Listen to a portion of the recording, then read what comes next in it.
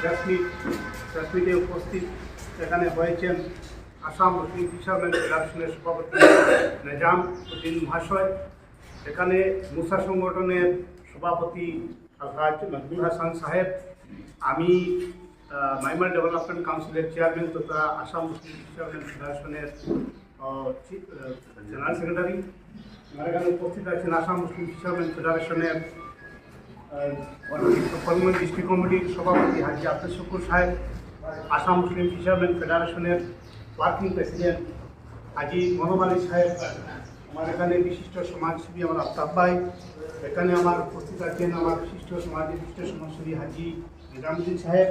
এখানে উপস্থিত রয়েছেন মাহি সংগঠনের অ্যাক্টিং প্রেসিডেন্ট ডক্টর ওহিউদ্দিন আহমেদ, এখানে আছেন আমার আসাম ফিশারম্যান ফেডারেশনের কাছাড় জেলা কমিটির সভাপতি আব্দুল রাজ্জাক ভাই, এখানে উপস্থিত আমার হাইলাকান্দি জেলা কমিটির প্রেসিডেন্ট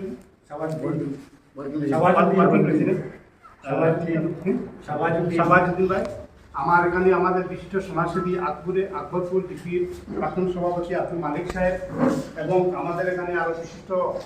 উপস্থিত আছেন যেমন আমার আফতাব হোসেন সাহেব, এখানে আছেন আমার নিজামুদ্দিন ভাই নিজামবাজার বিশিষ্ট সমাজসেবী, এখানে আমার আশিকুর রহমান সাহেব বিশিষ্ট সমাজসেবী বালিগঞ্জের, এখানে উপস্থিত আছেন আমার আসাম মুসলিম ফিশারম্যান ফেডারেশনের কাছাড় জেলা কমিটির সাধারণ সম্পাদক বদরুল হক ভাই, এখানে উপস্থিত আছেন আমার আব্দুল কাদির সাহেব, এখানে আরও বিশিষ্ট ব্যক্তিগত উপস্থিত আছে। আজকে আমাদের সভা হয়েছে যৌথ সভা, সেই যৌথ সভায় উপস্থিত ছিলেন আসাম মুসলিম ফিশারম্যান ফেডারেশনের কর্মকর্তাগণ, উপস্থিত ছিলেন মুসা সংগঠনের কর্মকর্তাগণ, উপস্থিত ছিলেন মাহি সংগঠনের কর্মকর্তাগণ। আপনারা নিশ্চয় জানেন যে আমরা মাইমার সমাজের একটা ন্যায্য দাবি দীর্ঘদিন থেকে যে এই সমাজকে খিলঞ্জিয়া ঘোষণা করার জন্য আসাম সরকার করছে। আপনারা জানেন যে এর আগে আসামে 5টি মুসলিম জনগোষ্ঠীকে খিলঞ্জিয়া ঘোষণা করা হয়েছে, যেমন গড়িয়া, মরিয়া, দেশি, জলহা এবং সৈয়দ। এই মুখ্যমন্ত্রী হিমন্ত বিশ্ব শর্মা থাকাকালীন অবস্থায় আগের ইয়েতে উনি ঘোষণা করেছেন যে এই 5টি জনগোষ্ঠী আসামের মধ্যে খিলঞ্জিয়া জনগোষ্ঠী মুসলিমদের মধ্যে। তখন থেকেই আমরা দাবি জানিয়ে আসছি যে আসাম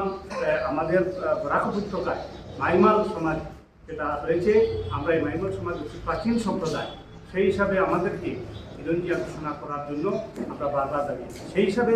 বিগত 2024 ইংরাজির 11 ফেব্রুয়ারি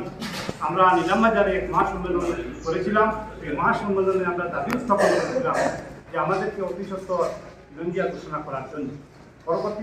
পরবর্তীতে আমরা মুখ্যমন্ত্রীর সঙ্গে আমরা অনেকবার দেখা করেছি, তিনিও আশ্বাস দিয়েছেন যে আপনাদেরকে অতি সত্বর করা হবে। সেই দাবি নিয়ে আমরা আজকের সভায় আমরা বসেছি এবং আজকের সভায় সিদ্ধান্ত নেওয়া হয়েছে যে অতি সত্বর এই 3টি সংগঠনের থেকে প্রতিনিধি দল মুখ্যমন্ত্রীর সঙ্গে দেখা করবেন।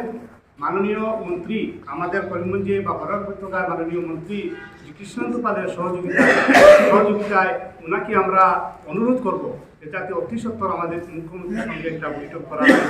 ব্যবস্থা করার জন্য। আর আমরা সিদ্ধান্ত নিয়েছি যে আগে আমরা একটা কোঅর্ডিনেশন কমিটি আমরা করেছিলাম, সেই কমিটি